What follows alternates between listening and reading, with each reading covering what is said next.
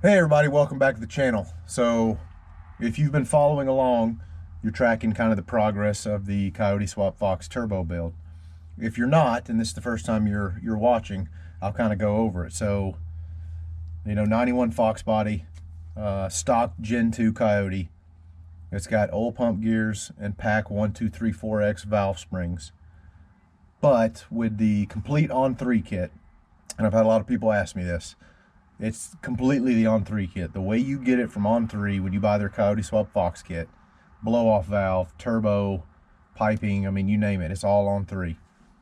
We have gone 830s at about 164 so far with this kit. So we did that on, it was about close to 20 pounds. And I did that, this car's got a Holley EFI, it's got an HP. And I did that on a single Mac valve to control boost.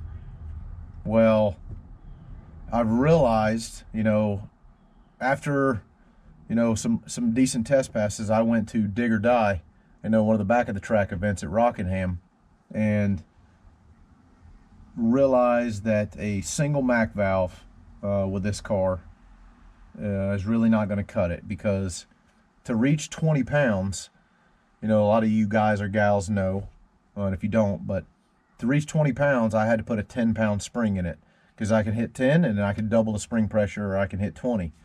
I can't really change a lot of boost under 10. It like makes it, whatever the turbo wants to make. And once it hits 10, I can, kind of control it with the Holley. Well, the times that I, some good times that I ran, I'd leave the line at, let's say, 3,300 RPMs. It'd leave at about 4 pounds, and it left pretty good. But I've had a decent amount of trouble getting this car to launch, because it's got a turbo 400 with a 248 first gear, and it makes it decently violent, so either it bites or it doesn't.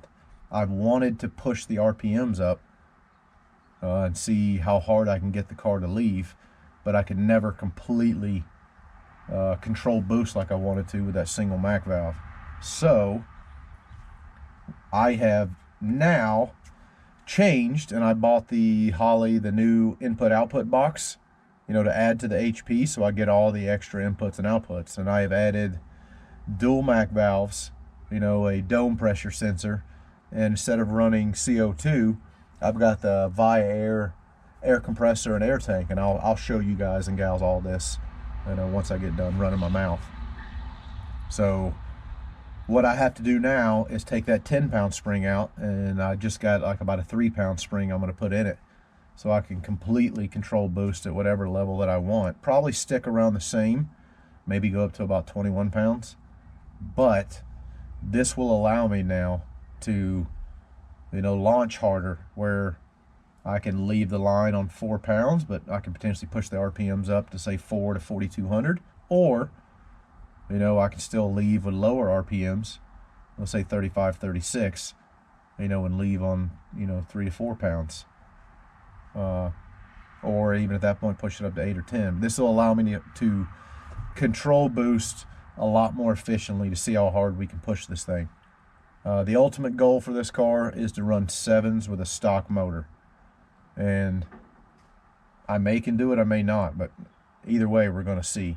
So I guess without further ado, I'll kind of show you what I've done to the car and update a lot of you guys that are, and gals that are watching again, and some of you guys that are, tuning in for the first time, kind of show you the car. So let's take a look at it and see what we got. So for a lot of you that haven't seen the car, obviously I'll turn it on. You won't hear the fuel pump cut on, because I've been trying to program this thing and all that, and I've got the fuse pulled. But it's got the the 12.3 Pro Dash. You can see obviously turbo 400 shifter. This is my air compressor. I'll click it on for a second. That's what builds the pressure in the system. Obviously I have my fan, my cooling fans, and my trans cooler, and I ended up putting these here a while ago because, like I said before, I ran out of inputs and outputs for the HP. Obviously you can see the HP right here, and I have them right here so I can see the lights. as you can see right there. And then there's the inputs and outputs box. I have it in the same spot so I can see all these lights up here and see if there's a problem with it. And then you have the, you know, 3.5 inch screen. I always keep oil pressure and water temp as mechanical. I know just in case there's an electrical issue, you know, mechanically I always can see oil pressure. But I'll kind of show you, the car is a mess right now. I've normally got, you know, in the car, if you watch some of my videos before, where I kind of show the inside of the car, I've got Scott Rod rear seat delete, but I've got it out right now because I put the air compressor and the air tank back there. But you can kind of see it right there and right there. Again, I've got to neaten up some of the wiring and then put my Scott Rod rear seat, you know, deletes back in. It looks all nice. But this is the car. And I know, actually, another question some people have asked me, how much does the car weigh? It's light, but it's not that light. The car weighs 3,063 pounds. So not super light. It's actually heavier than I thought it was going to be. But this car basically has full interior. I haven't really done any lightening. It's still got a headliner, you know, Kirky seats, the back seats out of it, but I've got, you know, full carpet, you know, door panels. The windows still roll up and down. Well, they normally do. Anyways, so this is the inside of the car where you can see all this, and we'll go under the hood and I'll show you the new kind of the boost control setup, kind of how I wired it, and we'll see the new dome pressure sensor and all that. All right, so before we take a look at the car, I figured I would try to explain for some of the people, because I've gotten a lot of questions about it, so kind of the basics of a wastegate. Now, I'm not going to get into like the scientific, you know, whatever of how it works, but hopefully with this basic understanding you can kind of see why, you know, the system I went with, the one I'm going to, or to help you make a decision on what you want to run with. But anyway, so you have your typical wastegate right here. So you have the wastegate, you have the, you know, it's a dual port top, and then you have, you know, a port for the bottom. You know, normally there's a spring in here. So let's call it, you know, it's this or this. So, you know, with the wastegate, you have where the exhaust, you know, exits, where you hear the whoosh, or whatever you want to call it. And then at the bottom of it, you obviously have a valve, and there'll be a fire ring, is what they call, that normally comes with these, that goes in here that takes up this gap. But regardless, when the wastegate that's hooked to your pipe, you know, you have this spring in here. It's all the way down. You know, it's connected together. When it sees, let's say this is a 5-pound spring, what's holding this wastegate valve shut, see, as that opens, what's holding that shut is this spring, and it's holding back 5 pounds of pressure. So when this sees more than 5 pounds, it overcomes this spring, and it opens and lets everything beyond 5 pounds come out and leave the exhaust of the wastegate. So a lot of you guys, like if this is a 5-pound spring, and this is a 3-pound spring, you know, and you want 8, you usually, you know, will double these up, you know, and it'll give you 8 pounds, which is holding 8 pounds of pressure against the gate. So with the system that I had, let's say this is that 10-pound spring. I've got a MAC valve, you know, with pressure sources connected to the top and bottom with that single MAC valve, because it's basically using pressure, whether it's from the intake or you put it to the turbo. That's why I can double. If this is a 10-pound spring, I can overcome this spring by adding pressure up here, you know, or you have another port that kind of, you know, releases it. Anywhere from 10 to 20 pounds, I can double the spring pressure. So I can make this 10-pound spring a 20-pound spring, but I'm limited to just double. So if you got a 5-pound spring, you know what I mean, and you run a single MAC valve, you can run 10 pounds with it. That's kind of the way that works. So what I want to do is, let's say I put a 3-pound spring in here. As you guys and gals saw, or will see, I've got a compressed air system. A lot of people run CO2 as well. So it's a pressurized system that you add whatever it is, 100 pounds, 20 pounds, whatever your pressure source is. I can have a 3-pound spring, but I start adding pressure onto this, and obviously I have another one that vents it off. I can make this spring 50 pounds, 40 pounds, 60 pounds. I can make it whatever I want because I'm adding an external pressure source to make this spring, and it basically just closes this valve shut to whatever I want.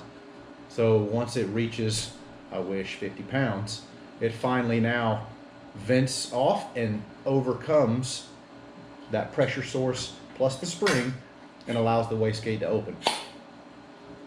Guys or gals that don't have any one of those and you just run springs themselves to get your pressure, you know, that what you want. If you want 15 pounds, get a 10 pound and a 5 pound. And that's all you got.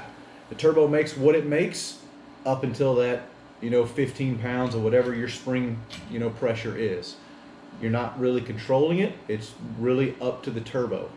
And these are fine, completely fine, street cars, and you know, some people, you know, make it work. But when you're on, like say, those back of the track, and you start making decent power, you have to control, you know, how fast that pressure comes in or that boost comes in.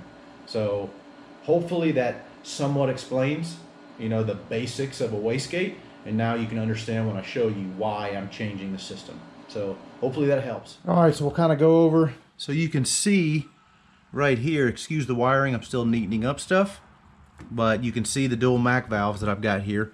And I ended up actually, and I'm go ahead and say it, I'm not sponsored by them. I use the Motion Raceworks dual Mac valve like mounting kit.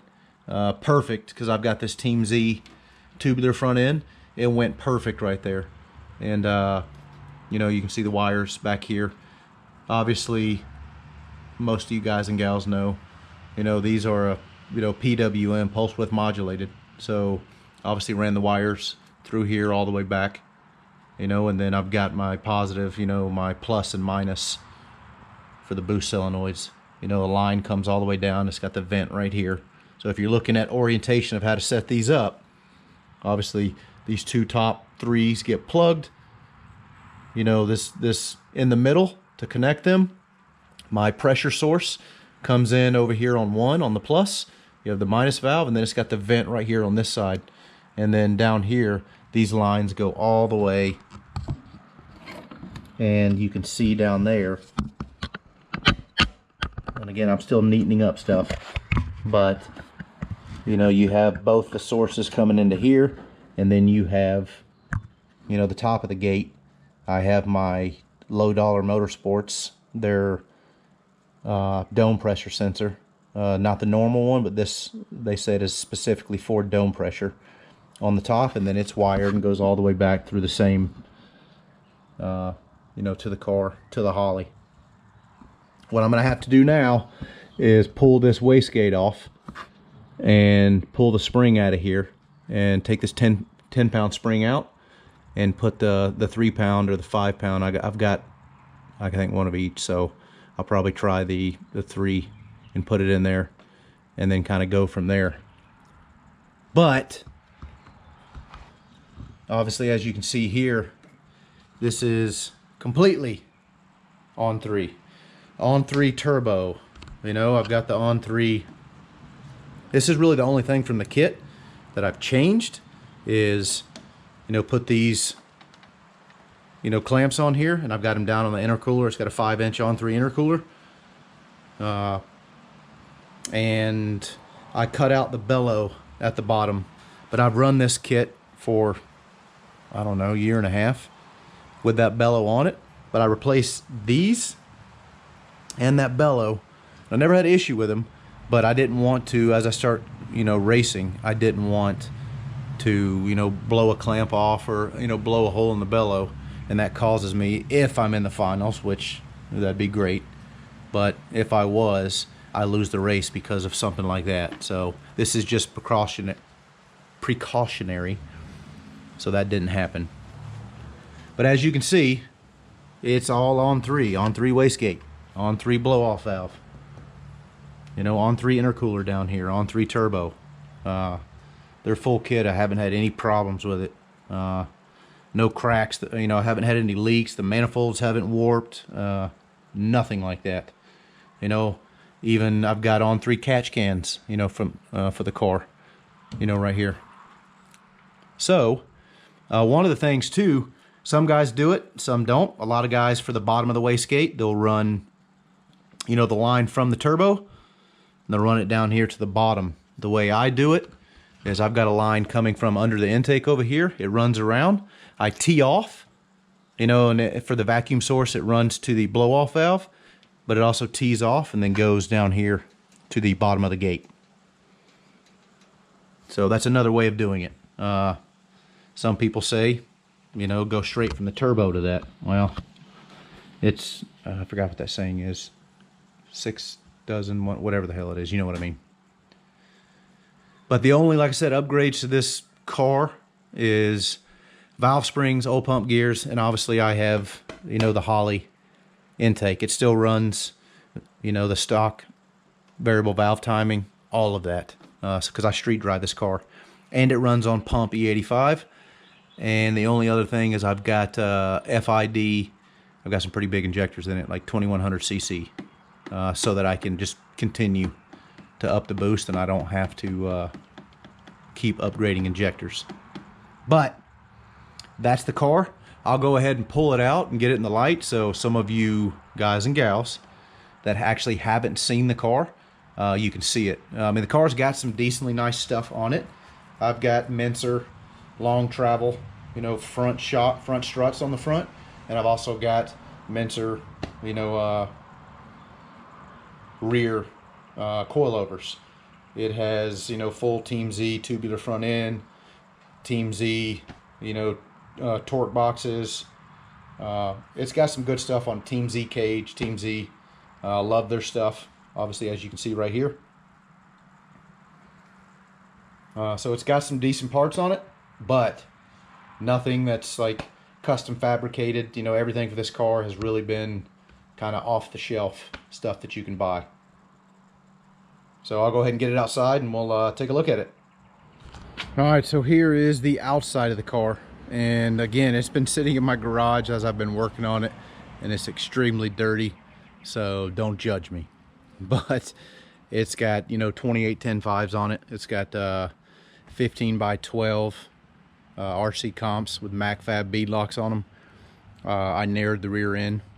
If you go back, you like this video, and you want to see kind of how I built the car, I show narrowing the rear end, putting torque boxes in, and basically the entire build, the roll cage, the entire build of this car. So you can go back and look at how it's gotten to this point it's at. But here's the outside.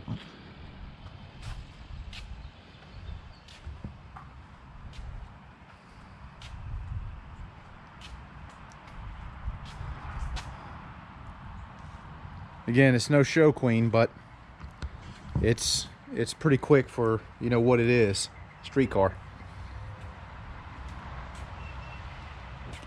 So hopefully you got something out of that video. For a lot of you guys that are coming back to the channel, it's just a quick update. And for some, you know, hopefully that wastegate explanation kind of rudimentary, whatever the word, you know what I mean, kind of explained it. And just remember, when it comes to like some of the things I said earlier, like with a single mag valve, I can double the pressure. That's really a rule of thumb, you know, and not an absolute. A lot of things depend on that, like back pressure on the turbo, yada, yada, yada. That's kind of getting into the more, you know, the weeds of it. If, you know, there's enough want for it, you know, I can kind of make another video explaining it. But if you're like me and have the attention span of a 5-year-old, you know, I may have lost you, you know, 10 minutes ago. So I try not to get too down and deep, but hopefully that explained enough. You know, stay tuned. You know, hit that like and subscribe.